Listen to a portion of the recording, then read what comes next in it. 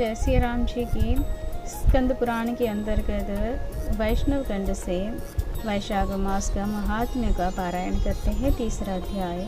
ओम श्री गणेशाय नमः। हर हर महादेव। जय माता दी। जय श्री राम। जय श्री राधे श्याम।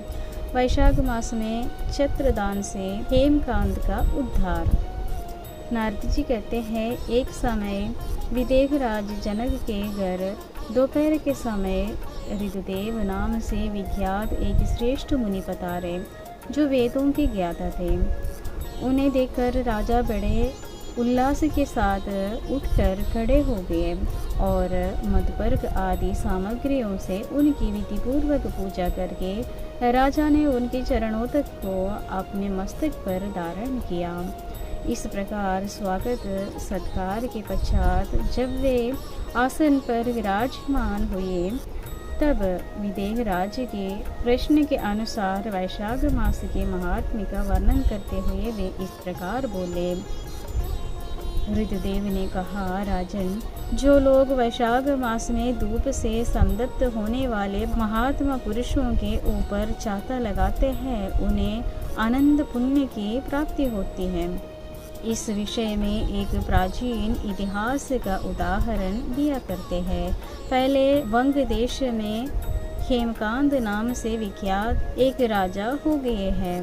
वे पुष्केतु के पुत्र, परम बुद्धिमान और शस्त्रधारियों में श्रेष्ठ थे। एक दिन वे शिकार खेलने में आसक्त होकर एक गहन वन में जा घुसे।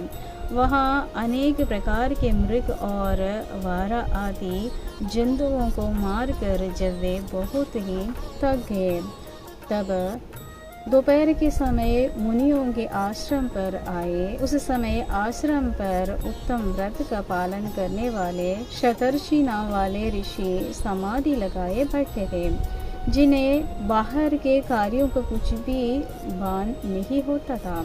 उन्हें निश्चल बैठे देख राजा को बड़ा क्रोध हुआ और उन्होंने उन महात्माओं को मार डालने का निश्चय किया। तब उन ऋषियों के 10,000 शिष्यों ने राजा को मना करते हुए कहा, वो कोटि बुद्धि वाले नरेश, हमारे गुरु लोग इस समय समाधि में स्थित है। बाहर कहाँ क्या हो रहा है इसको ये नहीं जानते, इसलिए इन पर तुम्हें क्रोध नहीं करनी चाहिए। तब राजा ने क्रोध से विहल होकर शिष्यों से कहा, द्विजकुमारों, मैं मार्ग से थका मानता यहाँ आया हूँ, अतः तुम्ही लोग मेरा आतिथ्य करो। राजा कैसे कहने पर वे शिष्य बोले, हम लोग भिक्षा मांग कर खाने वाले हैं। गुरुजनों ने हमें किसी के आतिथ्य के लिए आज्ञा नहीं दिए है। हम सर्वदा गुरु के अधीन है, अतः तुम्हारा आतिथ्य कैसे कर सकते हैं।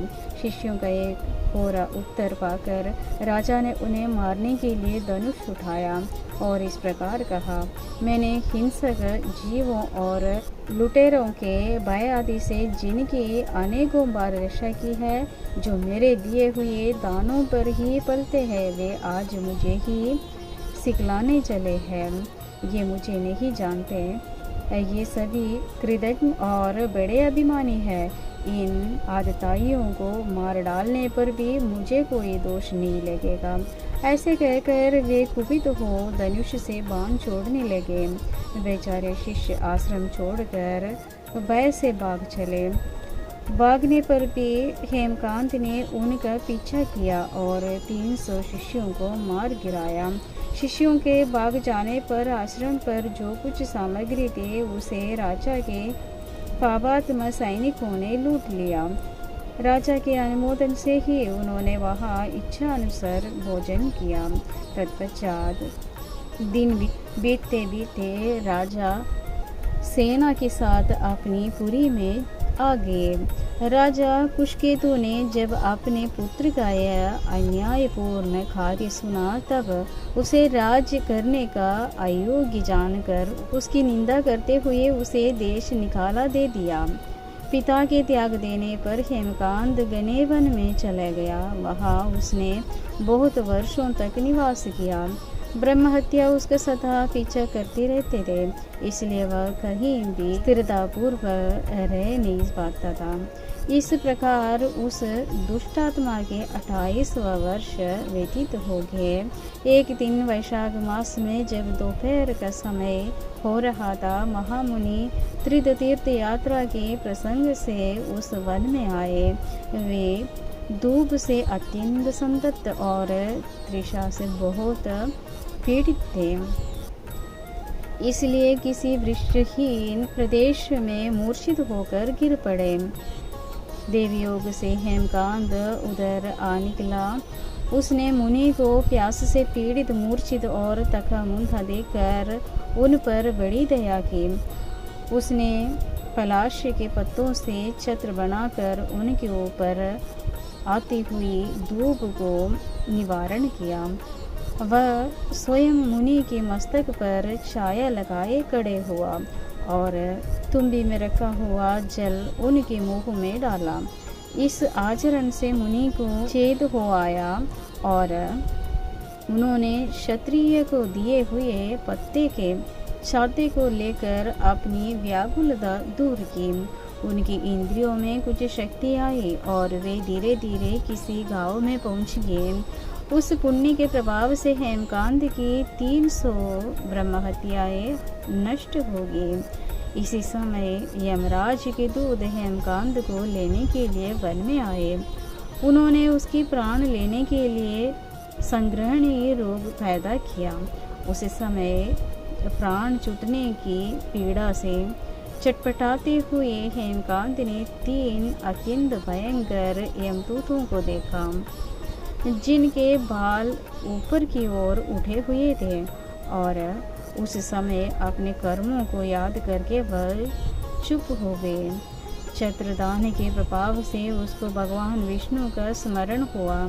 उसके स्मरण करने पर ही भगवान महाविष्णु ने विश्वक्सेन से कहा, तुम शीघ्र जाओ, यमदूतों को रोको, हेमकांत की रक्षा करो। अब वह निष्पाप एवं मेरा भक्त हो गए हैं। उसे नगर में ले जाकर उसके पिता को सौंप दो।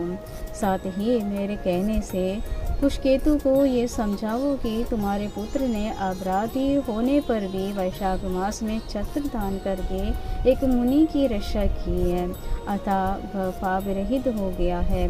इस पुण्य के प्रभाव से वह मन और इंद्रियों को अपने वश में रखने वाले दीर्घायु, शूरता और उदारता आदि गुणों से युक्त तथा तुम्हारे समान गुणवान हो गया है। इसलिए अपने इस महाबली पुत्र को तुम राज्य का भार संभालने के लिए नियुक्त करो। भगवान विष्णु ने तुम्हें ऐसी ही आज्ञा दी है। इस प्रकार राजा को आदेश देकर हेमकांत को उनके अधीन करके यहाँ लौटाओ। भगवान विष्णु का यह आदेश पाकर महाबली विश्वक्सेन ने हेमकांत के पास आकर यमदूत को रोका और अपने कल्याणमय हाथों से उनके सब आंखों में स्पर्श किया। भगवत भक्त के स्पर्श से हेमकांत की सारी व्याधि क्षण भर में दूर हो गए। तदनंतर विश्वक्सेन उसके साथ राजा की पुरी में गए। उन्हें देखकर महाराज कुशकेतु ने आश्चर्ययुक्त हो भक्तिपूर्वक मस्तक झुकाकर पृथ्वी पर साष्टांग प्रणाम किया और भगवान के पार्षद का अपने घर में प्रवेश कराया। वहाँ नाना प्रकार के स्तोत्रों से इनकी स्तुति तथा वैभवों से उनका पूजन किया। तत्पश्चात महाबली विश्वक्सेन ने अत्यंत प्रसन्न होकर राजा को हेमकांत के विषय में भगवान विष्णु ने जो संदेश दिया था वह सब कह सुनाया, और उसे सुनकर कुशकेतु ने पुत्र को राज्य पर बिठा दिया और स्वयं विश्वक्सेन की आज्ञा लेकर उन्होंने पत्नी सहित वन को प्रस्थान किया। तदनंतर महामना विश्वक्सेन हेमकांत से पूछकर और उसकी प्रशंसा करके श्वेतद्वीप में भगवान विष्णु के समीप चले गए। तब से राजा हेमकांत वैशाख मास में बताए हुए भगवान की प्रसन्नता को बढ़ाने वाले शुभ धर्मों का प्रतिवर्ष पालन करने लगे। वे ब्राह्मण भक्त, धर्मनिष्ठ, शांत, जितेंद्रिय, सब प्राणियों के प्रति दयालु और संपूर्ण यज्ञों की दीक्षा में स्थित रहकर सब प्रकार की संपदाओं से संपन्न हो गए। उन्होंने पुत्र पौत्र आदि के साथ समस्त भोगों का उपभोग करके भगवान विष्णु का लोक प्राप्त किया। वैशाख शुभ से साध्य अतिशय पुण्य प्रदान करने वाले हैं। पापिरों वे ईंधन को अग्नि की भांति जलाने वाले हैं। परम सुलभ तथा धर्म अर्थ काम मोक्ष चारों पुरुषार्थों को देने वाले हैं।